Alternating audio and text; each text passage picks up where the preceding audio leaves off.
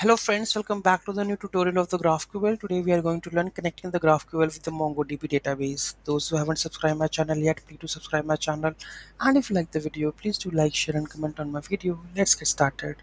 So today we are going to learn how to connect to the GraphQL with the MongoDB. Already the code has been added. Let's try first like the demo is working or not. Let's go, and here you can see that the connection with DB is done. Okay, they were showing that the MongoDB driver that the unified this is depreciated, so you can remove the code from the index.js. So here we don't require these two things, only the connection URL because we require, and that's it. Let's save this and let's run it again and connect it to the MongoDB database. Okay, let's try to just do one thing, that is add a record.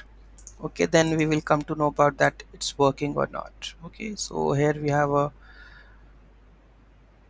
code for adding a books. Okay, so this is for query mutation we have to go with. Okay, so let's add the mutation and check in the database it is updated or not.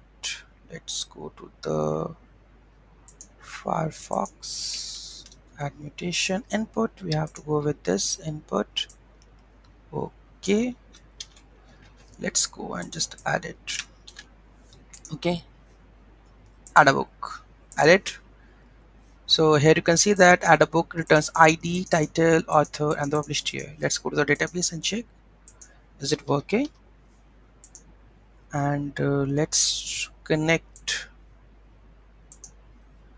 my database. Okay, collections. We have books.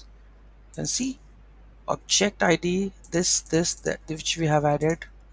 Okay, all is added into the database. Let's query this also. This is mutation, so that means database is connected, data is added also. That means we have successfully integrated how to connect to the MongoDB. Now any queries we have? No, we haven't added the query for the mutation. This is the query, right? So let's do the query also. Okay, let's go and just do the query part. Okay, let's move this. Okay, let's run query. Okay, so whatever data we have added, it returns. Got it? So that means our section is completed. Let's move to the code level, how we have achieved that one. Okay, so first of all we have to create the models, then book.js. So this is your model, right? Book schema, title, author, and the published year, and export that one, book. Okay, then we have to create the mutation.js file. Okay, so this is our mutation.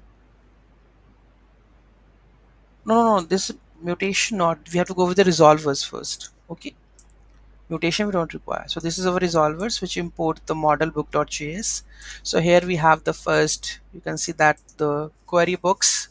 Okay, then we are going to query the books, then we have to go with the book find by ID also, then we have a mutation to add a book also, update a book or delete a book. This is a mutation because we are changing something or updating something. So for that reason we have to use the mutation. Next we have a queries. Okay, that is books and the book by ID. Okay, so this is that one, right? Now we have to go with the schema. So here we have defined the definitions first. Okay, so definitions with book, ID, title, author, and then we have to query, type query, and the input, title, author, and this one, and then we have a mutation with like add book, update book, or the delete book. Okay, done. Schema, resolvers, books, and then last index.js file. Import mongoose, Apollo server, standalone, type definitions, and this is our MongoDB URI. Okay, so this is the connection part, right? So you can use this one, then you can start the Polo server, then type definition resolvers we have to add, and then standalone server and which port it will listen, this one. Okay, so this is how we can connect to the MongoDB database with GraphQL. Any doubt, any query in that, do let me know in the comment section. Thank you so much for watching this video. Have a great day.